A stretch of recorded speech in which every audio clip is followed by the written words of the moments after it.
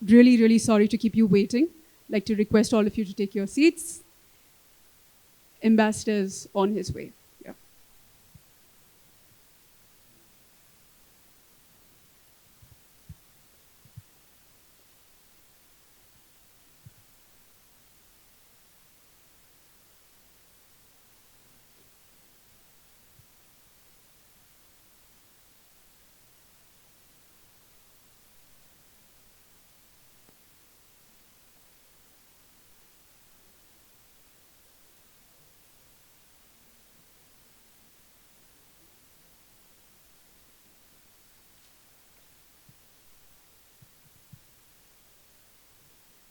Just a few housekeeping rules. I'd like to request all of you to keep your phones on silent, please.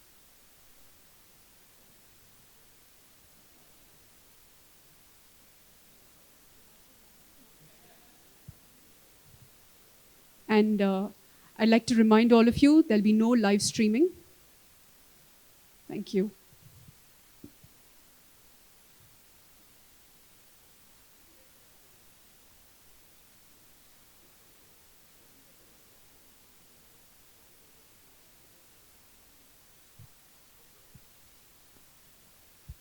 Good afternoon, ladies and gentlemen, and thank you all for being here this evening.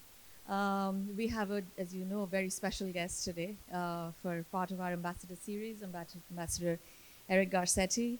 The special part being that, like some of us, he's an Aspen Fellow, and that puts a completely different complexion on things. We asked Ambassador Garcetti to come and talk about the G20. Events, of course, have overtaken a lot of what we wanted to talk about, but we will get there. And I'd like to ask you if you want to make a couple of remarks. Use the podium just so everybody can see me, and I put some thoughts together, which is a rare luxury sometimes when you're an ambassador. So first of all, thanks to my team who has brought me here. Great to see so many familiar friends and faces. And thank you so much to the Ananta Aspen Center.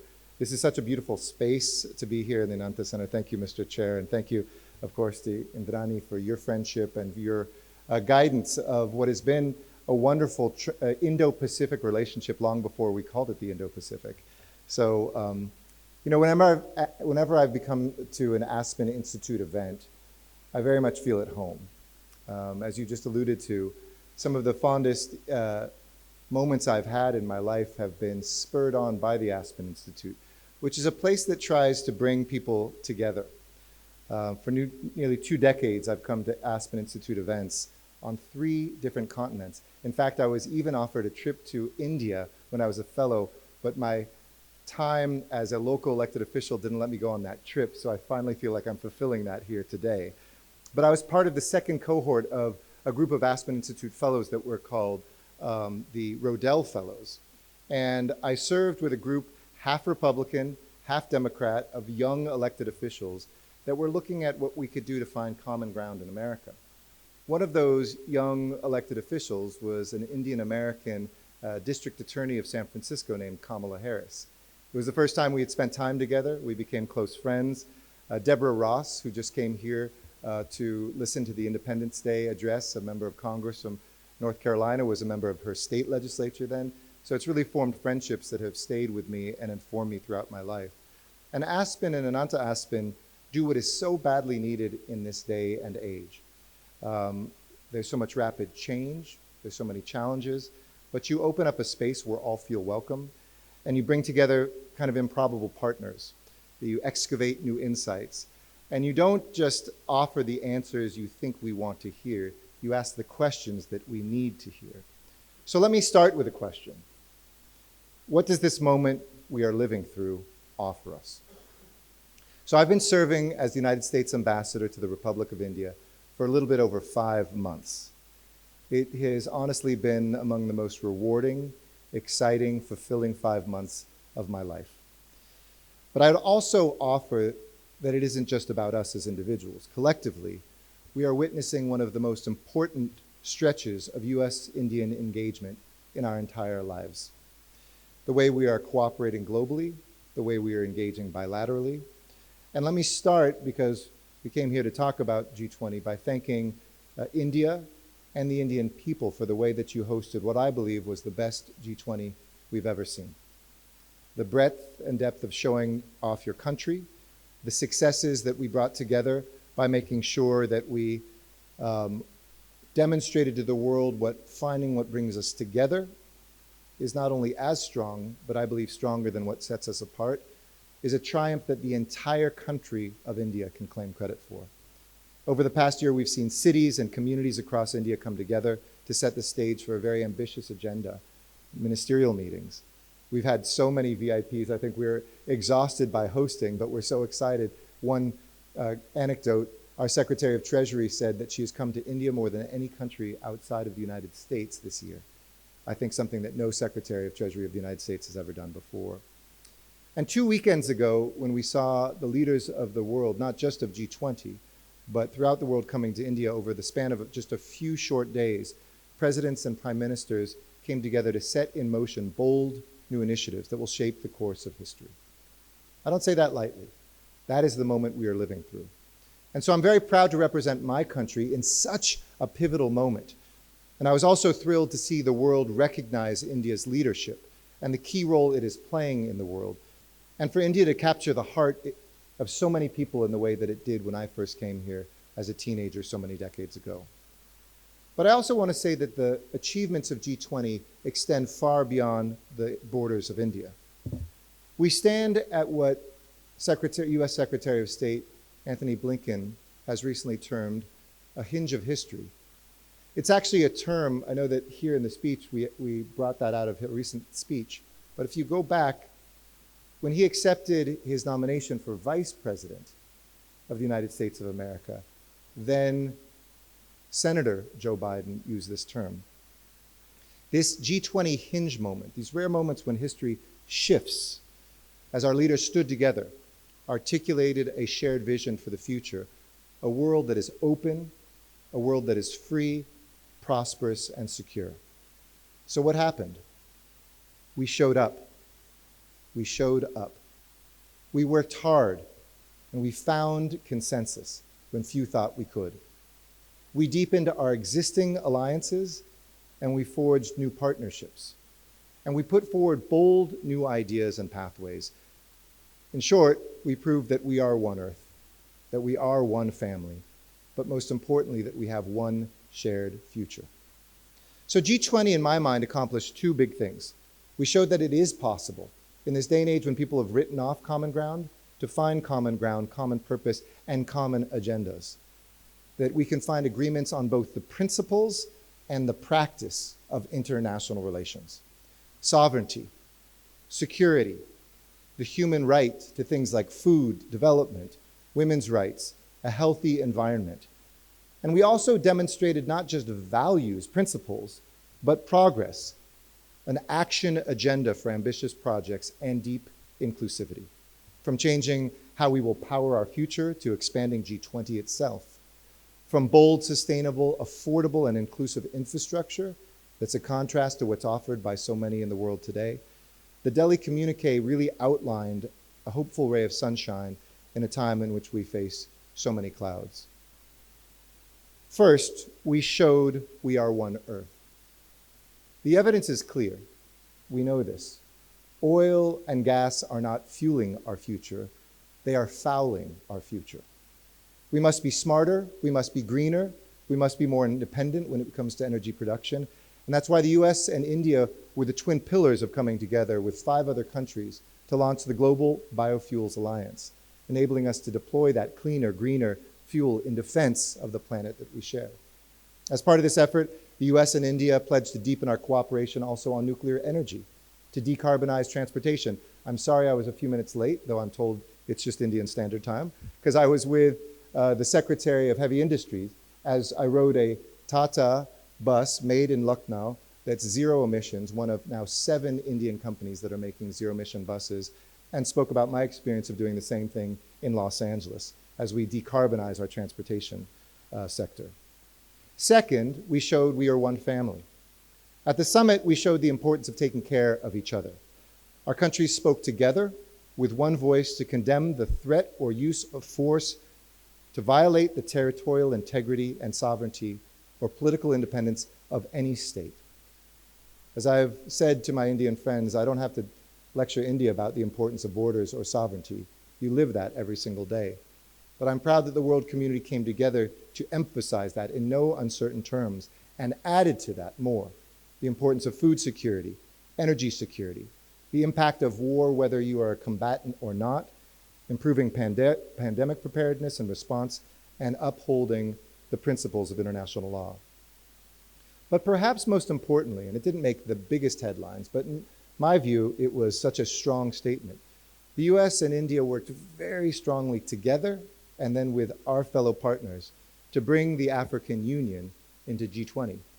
We've heard with BRICS expansion and other things, the addition of a handful of people into this organization, maybe a couple more there.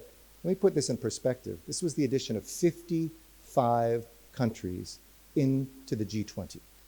A strong message that the United States cares not just about the so-called developed, a term I hate, by the way, developed and developing world, north-south. Let's talk about aspirations because they all are shared.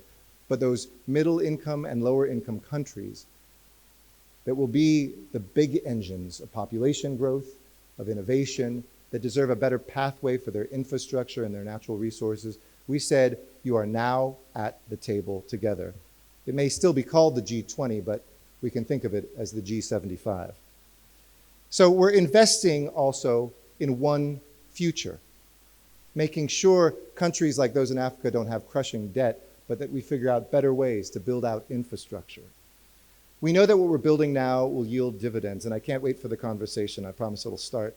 But what we did at G20, I think, will yield results for decades, even centuries to come. This is also mirrored in our bilateral work between the United States and India. It's important not just for our two countries, but for the world that we get this relationship, this moment, and our values right. Other nations that we're working hand in hand with are depending on the way that we can do things, as we just witnessed at G20, whether it's ISET and defining the future of technology undergirded by values that unite us, IndusX, or ISRO collaboration with NASA. The United States and India are moving at a breathtaking speed to not only discover each other, but discover how that relationship can be not just the US plus India, but the United States times India. Our collaboration takes on so many forms.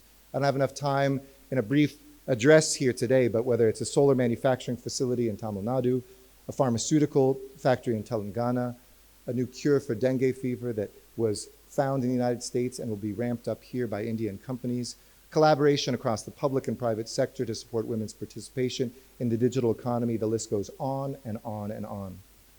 And just a week and a half ago, President Biden and Prime Minister Modi reaffirmed our future-focused partnership in their bilateral discussion on the eve of G20. I think it's a foundation of friendship at the end, not just between leaders, but between people who share similar aspirations, an Indian dream that mirrors an American dream and vice versa.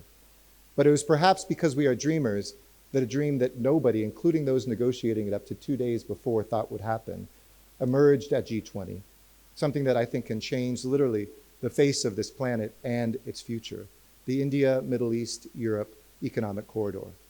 And the founding members of IMEC intend to work with international partners and the private sector to connect India, and by the way, to the east as far as Thailand, to Europe via rail and existing ports. This landmark economic corridor will promote the development of clean energy, of strengthen our food security and supply chains, use undersea cables to connect energy grids and telecommunication lines across 2 continents. It's a prime example of what Secretary of State Blinken has called diplomatic variable geometry. Sounds pretty fancy, huh? But I know here in India, where people love trilateral and quadrilateral agreements, we know that the geometry of international relations itself is changing, that a multilateral moment requires us to not think of ourselves as stars in the skies, but as constellations connected to one another. And these bold new initiatives add to a growing network of interconnectivity that spans the entire globe. The United States and India already embody that across the Indo-Pacific, but on Monday, the Secretary of State Antony Blinken announced a partnership for Atlantic cooperation. And just as our European friends and African friends on the west coast of Africa and even Latin America are looking at the Indo-Pacific, India is looking too at places like the Atlantic, the way that trade routes of the past can be reignited for the future and address common challenges for peace, prosperity, and openness. Countries shouldn't have to choose between poverty and debt, and they shouldn't have to choose political sides. They should be able to embrace the common values of fairness, of justice, and development that come from multilateral support, not take it or leave it propositions. As Secretary Blinken observed, investments in the global community are ultimately investments in our own future and create a more stable future. So in sum, the work that we're doing now will change the world for the better. And as we saw at the G20 summit here in Delhi, is indeed this amazing G20 year has shown, we achieve so much together when we show up and we play through those hard moments, getting to work and producing results. The United States and India will continue to engage together as close and enduring partners and as leaders in a wider global community committed to ensuring peace and prosperity for everyone. This has been a long journey to get here. And make no mistake, there will be challenges in the days ahead. But we know that our peoples and our world is counting on us to get this right on both sides of the Indo-Pacific, to be an example of what democracies can and should be when we get it right and when we do our best. Let us never lose sight of that. Let us recommit ourselves to that. And now that the G20 in Delhi, the Delhi G20 is now past, but let's ensure its spirit and its actions become the prologue for what's next. Thank you, and I look forward to the conversation. Thank you, Ambassador. So in many ways, you sort of previewed my questions because you referred to Secretary Blinken, and he said, I think at the same event, that India-US relationship has never been as dynamic as it is today. Why has G20 become so important? Why, of all the multilateral groupings, why has G20 become important? And what's the future that you see for this grouping, which actually doesn't have executive ability? You know, I think there's been a lot of discussion of this in international relations, SCO, BRICS, other things, that if you invite too many people in, is there any efficacy? Do people actually get along? Is it a place where something can come out of it? And G20 arguably is more complex than either of those. Second, maybe only to the United Nations itself, which is a difficult place to get anything done. And so to actually pull this rabbit out of the hat, to show that G20, which really to me addresses the central concern of our time, which is those who have industrialized earlier, who have built wealth from that, and those who are doing that later and are seeking more wealth for their people, can they actually talk to each other? And more importantly, can they actually come together where everybody realizes their roles and responsibilities? And I think, you know, G20, which as we all know the history, was an expansion of, it was a good instinct. The G7, the wealthiest economies of the world, said, maybe we shouldn't just have this conversation with ourselves. But was the G20 going to be just kind of a token inclusion, a place where, look, we said we'd talk and listen, but we don't actually do anything? Now it's really the premier grouping to talk about the reform of our multilateral lending institutions. It's the premier institution, as we saw here in Delhi, to talk about a massive infrastructure initiative. It's the place where I think it's still not representative of every country in the world, but everybody can connect with a country that's part of G20 and say, my country is similar to that. My voice and my perspective are being heard. And then finally, guess what? When those different perspectives come together, it's not just about the West versus the rest. It's not North versus the South. It's about actually finding common ground. India and the US find more common ground than we do with some wealthy nations, and India does with fellow, you know, so-called global South nations. And it shows that we shouldn't look at the geometry just as a XY axis. It goes beyond that, and in fact, the challenges that we face demand that it go beyond that. So you talked about the IMEC. This is, you know, a sort of a software upgrade, if you wish, to the I2U2. So we have a quad to our east, we have a quad to our west. Do we link? Is there a way to link the two? Is there or do we have little spheres of influence in the An world. octagon. I've never thought of a octrolateral or whatever it would be coming together. I don't think that there's a way necessarily of linking them formally because they each have different groupings, different focuses right now. And you're right, it's more than an upgrade. If I2U2 was DOS, this is now Windows. I mean, it's a revolutionary change, the ambition, because everybody was wondering, well, what is I2U2? I wondered that. To do a pun on an old U2 song, I still haven't found what I'm looking for. I was kind of wondering, what is this thing? But it showed that people, in a multilateral world, some people feel very insecure. I'm not rooted. I need there to be one pole or two sides. I need there to be certain powers. But I think for both those who have traditionally had power and those that are coming into power, a multilateral world evens us out to say we are all equal human beings. What can we do to find common ground? And then second, I think it's unearthing a lot more creative thinking in international relations. You don't go back to the same institutions. You don't go back to the same alliances. You don't go back to the same moments. And I think that's what international relations is. You never get 100% of what you want. You will always have difficult moments of divergence, but you have to keep pushing back to convergence. The world depends on it. The India-US relationship, in fact, we saw a coming out of the relationship in a way that the world hadn't seen before. We may have followed it over the years. Would you say that the current diplomatic sort of tensions between India and America, that India and Canada that we see which started yesterday, do you think that is the first test to this dynamic relationship that India and US has? Let me say two things. One is I think that in the moment, throughout history, think about the US-India relationship. There are moments when like, US and India will never recover from X or Y. I mean, think about those moments, 1971. Think about those moments when there was the perception that the US was holding back India's nuclear ambitions, or the perception in America that India didn't want to be part of an international order on nuclear proliferation. Certainly we, and I know you asked about Canada, have shown you can get through the most difficult moments. And so that's always my prayer and hope no matter what, because Canada is a dear friend, partner, ally, trading partner, and happens to be our northern neighbor. We care deeply for Canada, just as we care deeply for India and Indians. And I think that moments like this don't define a relationship, but they certainly can slow down progress. And they're gut checks for everybody to say, how do we interact with each other? What do we stand for?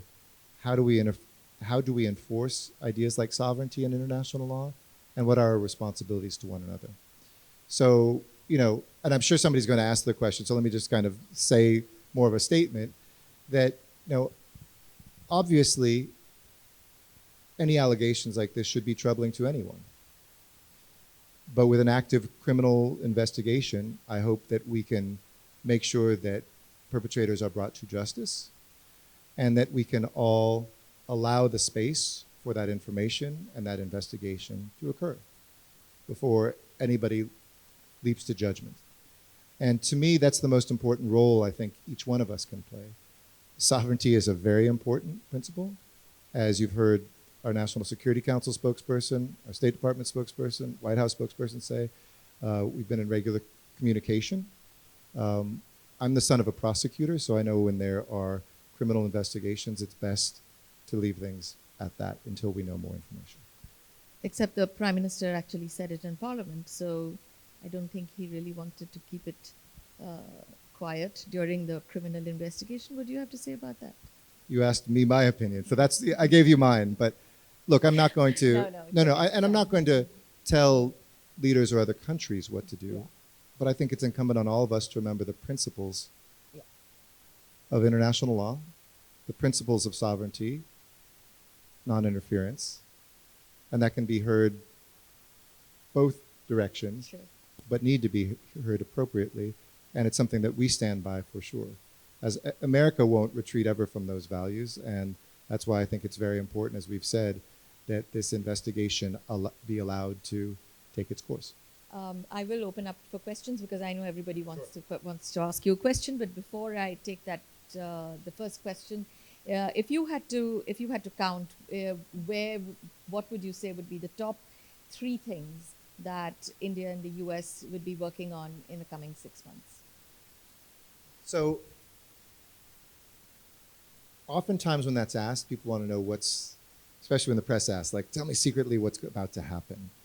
And I'm going to answer it differently because as much as that's fun to play back and forth, and sometimes I can give you hints and sometimes not, I would say we should step back and not look at just what we are working on, but what we need to be working on. And trust me, we are working on these 3. I would say first and foremost, climate has to be at the top of all of our agenda. And in particular, the US ability to work together with India to help India achieve its goals in going to carbon neutrality as quickly as possible. I've been very impressed with the speed with which India's power grid is transforming and becoming green. I just came from an event where we're helping by guaranteeing loans to state-financed bus companies to bring 10,000 of the 50,000 electric buses that the country wants to bring online in the next few years forward. It's a great example. Some American money, together with some foundation money, together with Indian government money, will help state governments get answers to tenders that today, as they're putting out, nobody is saying yes to because nobody knows how to finance in case these buses cost more up front but save you money and save the environment long term. So climate would be number 1. I think number 2 is technology. And we certainly are working in this area, whether it's from commercial space, which the bilateral conversation between the President and Prime Minister got into, whether it's in telecoms, which we'll see, I think, some great projects here in India and Punjab and some other states move forward of open RAN systems that will allow us to look at how we can have telecoms that work well, but don't use any technology that could spy on us from certainly outside the country or inside the country, and also that are sustainable, move forward, and open up markets, by the way, for Indian companies potentially in other countries around the world. Quantum computing, semiconductors. I think tomorrow, you know, the announcement that an American company will be investing in semiconductor work in Gujarat. So technology would be number 2. And then third, I would say kind of the agenda of inclusion. I mean, G20 really talked about that, whether that's economic inclusion, whether that's political inclusion. I think, and sometimes we have difficult conversations in this space, but it shouldn't be difficult. We're 2 democracies in our constitutions, and it's not about criticizing the United States and India back and forth. It's really about how do we empower more women to be a part of the formal workforce in both of our countries? How do we take the poorest in our countries and lift them up? How will we make sure that we build diverse, inclusive polities that are stable? I think those 3 things to me, climate, technology, and inclusion, certainly are probably the most important. There's a whole bunch of other things. Get our visas done quicker, open up our 2 consulates, look at India opening up new consulates, get more direct flights to cities in the United States, especially Los Angeles, work on a sports agenda together, a culture agenda together, higher education, exchanges, research. I mean, how much time do you have? Because I'm the ambassador from the United States to India, so I can bore you for about an hour on the depth. But I'll say this, one ambassador came up to me and said, wow, they looked at our newest joint statement when the bilateral happened. They said, you guys are doing so much more stuff than us. So it's not a contest, but I guess it's good to see through the eyes of others, and especially those who have looked at the US-India relationship when 1 or 2 things would be a lot, that when we're doing a dozen or 2 dozen at a time, it really is all moving at the same time. Sorry, one last thing I'd say, of course, underscoring that is our defense cooperation. Not just everybody fixates on weapons, but interoperability and getting to know each other's systems and people even deeper, which I think is happening. Excellent. Questions, where do we begin? Sachin, I cannot not ask. Good evening, Ambassador. This is Good Sachin. evening, good to see you. Yeah, Sachin from Times of India. Since you took that question on Canada, just wanted to follow it up by drawing your attention to a very specific remark by the State Department saying that, basically urging India to join the probe which Canada is carrying out in the killing of this Khalistani leader. So I just wanted to ask you, my question is, how do you reconcile that with the official statement made by India yesterday saying that the allegations made by Trudeau are not just unsubstantiated, but also false? also absurd, actually. Thank you. I would just say two things. One, those responsible should be held accountable. And I would hope that traditional friends and partners could cooperate on getting to the bottom of that. And I'll leave it at that.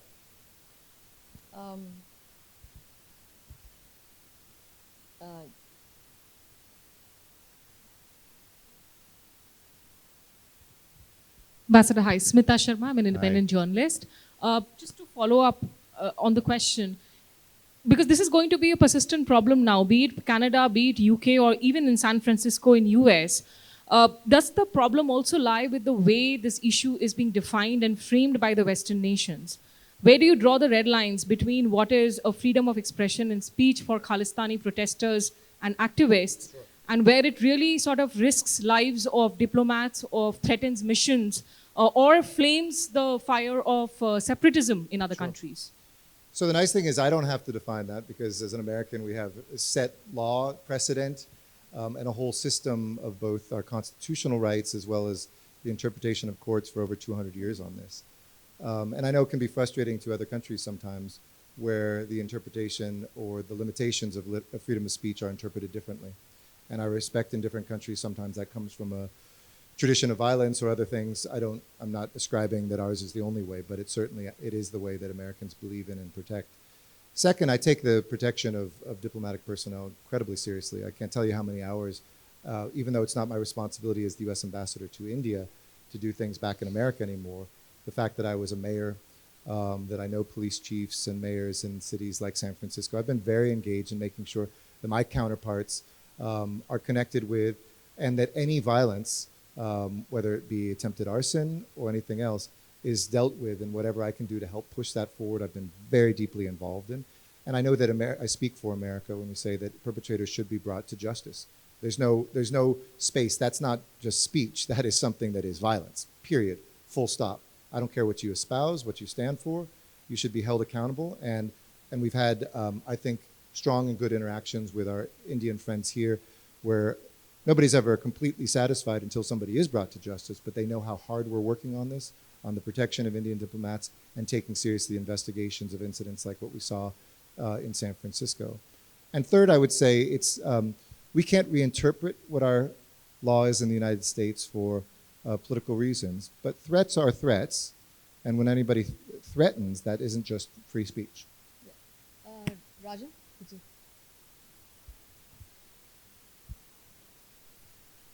Chairman's prerogative.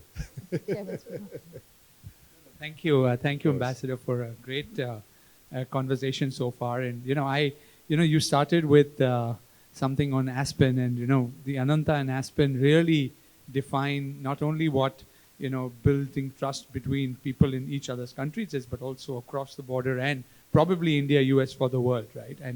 And I just thought that maybe as we are thinking through the many aspects of this relationship, one thing is there over the next 25 years, India is going to play a much larger role globally, compared to what it has in the past. And you've had good experience in India. I remember you mentioning that last time as well. So when you look at that Indianness that goes out to the world, or, you say Indianness inside, as a, India more as a super partner to the world, what do you see going out from here? I see some incredible strengths about what India is doing and can continue to do as it has more resources to be in the world. I see an aspiration that mirrors ours to not come into countries and extract natural resources without any payoff for those countries, because India has been the victim of that in its past. I see in India a desire to look at ways to have sustainable development where people aren't crushed by debt, but they are co-partners in that development, and local jobs are created, not just imported from another country. I see India looking at the digital public infrastructure at the front of the pack, even ahead of us. I mean, we're playing catch up, and this relationship is beautiful because sometimes India has followed American leadership, sometimes we're side by side, and now we're seeing the US follow Indian leadership. And I think that's what a good friendship and relationship is about, a willingness to say, hey, if you have a good idea, I'll follow you, and the humility to say, if I have a good idea, you'll follow me.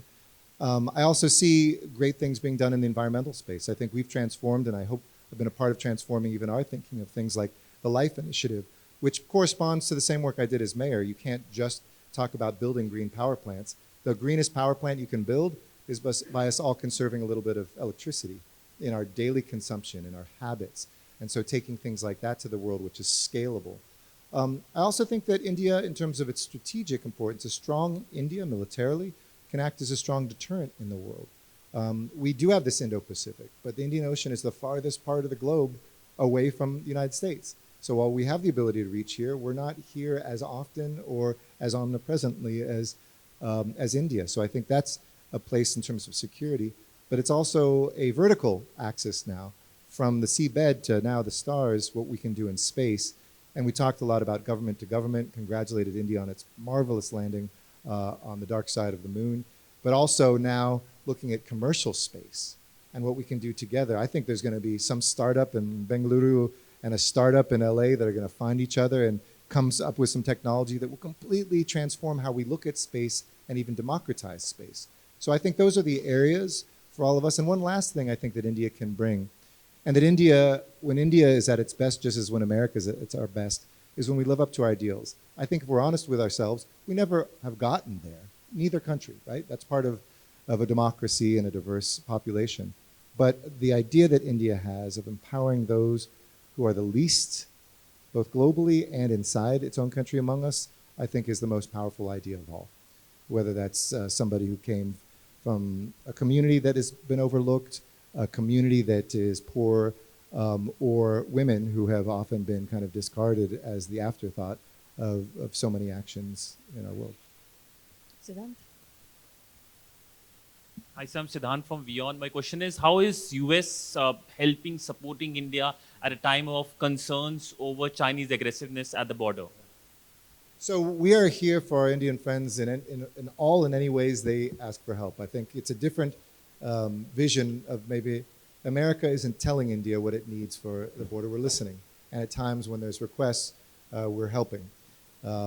We know that this is an existential threat. We know that every single day India lives and Indians live with the thought that borders won't be respected and sovereignty will be ignored. So whether it's in intelligence, whether it's in building defense deterrent capability, co-production, sales of cutting-edge technologies and weaponry, or whether it's the interoperability and the skills training. Sometimes we learn from you high-altitude skills training. Sometimes we're bringing our special forces and doing those sorts of trainings. We want to make sure that India has the capacity to defend itself, but also that we're listening in the ways that we can operationalize those interactions in moments of crisis. And as we saw just a few years ago, I think America is ready, willing, and able to play that role. But more importantly, it's really about the long-term relationships that we can create, because we don't want to just have to respond to emergencies. Our ideal in India, and I think your ideal in the world, including the United States, is to deter bad action, not to be able to defend bad action. Geeta? Hey, Geeta. I have two questions, Ambassador. One is, again, going back to the Khalistan and the India-Canada row. Canada has said that they have evidence. Is there anything that the Canadians have shared with the Americans? Are you in touch with your Canadian counterpart over here in Delhi? Secondly, there's an Intercept report which talks about Pakistan having to sell munitions to Ukraine in return for IMF loans that US assured. There have been the reports have been outrightly rejected by Pakistan and by Ukraine. What does America have to say on the report? Sure, on the second one, I read that too, and I cannot confirm that. I've never seen anything that says anything vaguely like that. So that as much authority as what comes across my desk, absolutely not. And on the, restate the first one about Khalistan. Oh, as I said, I think that people need to have the space and the place for, if there is evidence, for that to come forward. I will say this, of course, we're always in close communication with Canada. Canada is a dear friend, an ally, a partner, and a neighbor. Not just in moments like this, but all the time. We speak regularly, we share information where necessary, but that doesn't mean that I know everything that anybody is speaking about as well. Sridhar?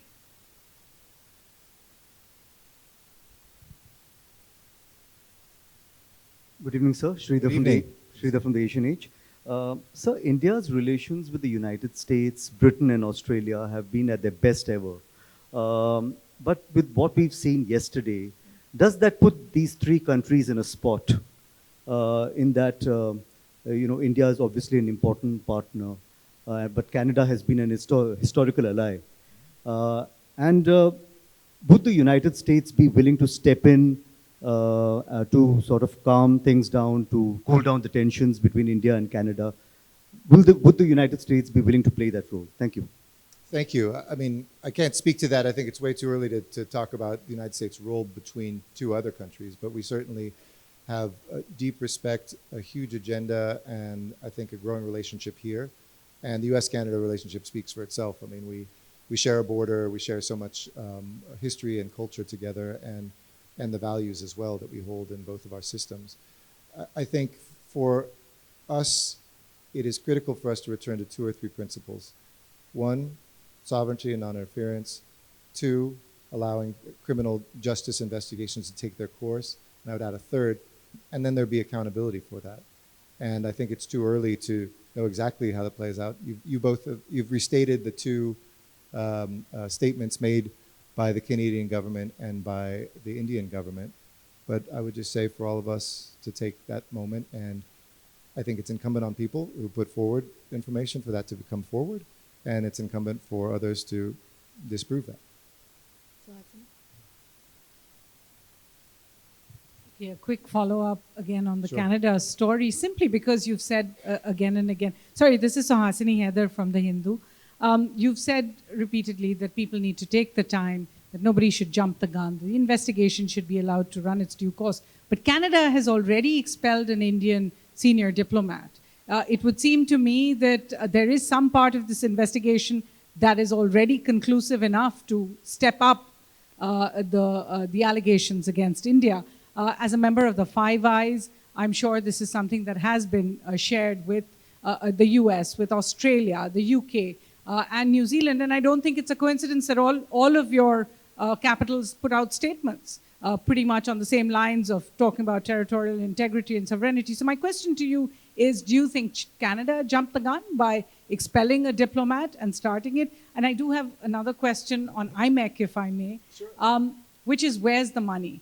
Where is the money for the Emirati rail that is going to come in to all of it? And I ask this particularly because of the cost-benefit analysis. The difference between shipping goods from India to Europe via the Suez Canal and building some kind of a corridor that goes ship rail, truck, ship rail, certainly does seem a lot more tedious. So where is the money really coming for those? So backwards, forwards, with that, this was the planting of the seed. I can't tell you yet where the water and the fertilizer and the sunlight's going to come from, but I think it's from people who know this work well, who have a high ambition for what can be achieved. And when I said earlier, in this kind of multipolar moment that is creative thinking, 100% of things will not always move forward, though I do have quite a bit of faith in this. And having heard the discussion brew before it became public for quite a few months, I think there are committed people with resources and others that are, and state and non-state actors that would want to finance this. So I think there's, just looking at the pure economics, I think it actually does and can pencil out. We have to make sure that it will.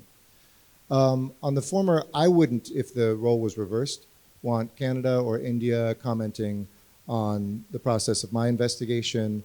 And I think when I talk about investigation, it's very, and I say I was the son of a prosecutor, it's really important for us not to prejudice a criminal investigation. I mean, I think it's a cornerstone of any judicial system, which is why I'm going to, I think I've said enough on this, and I'll keep it there. It is important for, should there ever be, for us to respect, by the way, as the United States, sovereignty of both India and Canada, and not to comment on whatever actions they decide to take. I think they've both decided to take that in their national interest. That's not my place to comment. And second, to get in any further detail, which, by the way, doesn't mean that I have further detail, would just on principle prejudice a potential criminal case. Thank you. Last question. If I have the last question. Come on, you can ask anything. I know there's the news of the day. There's always the urgent, but there's also the important. Yeah, I'm going to talk about the IMEC, because a lot of the IMEC really depends on the success of the Abraham Accords. It depends on the US-Saudi-Israel relationship. Where do you see that going in the light of the current situation in that part of the world? Let me say something abstract, then let me say something specific. Abstractly, this is what makes this moment so exciting in the world. As somebody who's studied and now engaged in international relations, I don't know, even a few months ago, people are saying the world order is breaking apart, people can't do anything, it's going to be fighting. There's these maybe unipolar worlds going into a bipolar world, both of which I disagree with, by the way. We're just one country. We're a very strong country, we're a proud country, but it's usually people commenting on the US, putting us in this camp or this pole. And most people thought that big ideas are kind of dead. Big groups coming together to do things is over. And G20 kind of shattered that a little bit, or at least put a crack in the window. Specifically, I think it's something too that if you look at history, if a millennium ago, there could be a Silk Route that was put together before we had any of these technologies and financing and modes of transit. Come on, why should we have less ambition than the folks who used to do that one village, one stretch at a time? And yeah, sometimes they did that by sea, to your question of what's cheaper and ways of getting around. But remember, there's a lot of commerce that happens within that route. It's not about getting Indian goods to Europe and vice versa. It's about everything in between as well, and building hope and jobs and economy in an area, if you think about that geography, it's some of the most troubled geography in the world. Whether it's on your western border and going to the west, you've got 3 countries at least, 4 countries at least, that I'm sure you would love to see more stable, more predictable, more economically developed. That would benefit India and would help raise the economic opportunities for you. And for us, even though we might seem a world away, it's kind of America's investment of how we hope to be a strong multilateral partner to the world. Use our technological expertise, our infrastructure experience, our democratic values that we're not looking to find client states or crush people with debt. We really want a stable world. And sometimes that's on our shoulders quite heavily, but we can't wait for sharing that with partners like India as India rises in this world, who say we want to share those same values together. That is the most powerful hope that I feel exists right now. Thank you. Do you think President Biden will come back to India before election? I know he's been invited. I know that's such an Indian question. You've had him more than any country in the world, and we want him one more time. Certainly as the U.S. ambassador to India, I would very much love to see him as often, as frequently as possible, but no, also in between. We've got, if you look at my schedule for the next 4 or 5 months, there is no shortage of important VIPs. Without government shutdown, the Speaker of the House has plans to come here on a Codel. We'll see what happens with potential government shutdown, but it is cabinet officials, it is leading officials. We have the director of the FDA, our Federal Drug Administration, here this week. That would be a big enough visitor for most delegations for the year, and given that about 40% of the generic drugs that Americans consume come from here, that's a place of huge partnership and opportunity for India and for the United States, and that's just one more week in Mission India. So thank you all so much. On that note, thank you very much, Thank you. Ambassador. Thank you all very much, and good evening.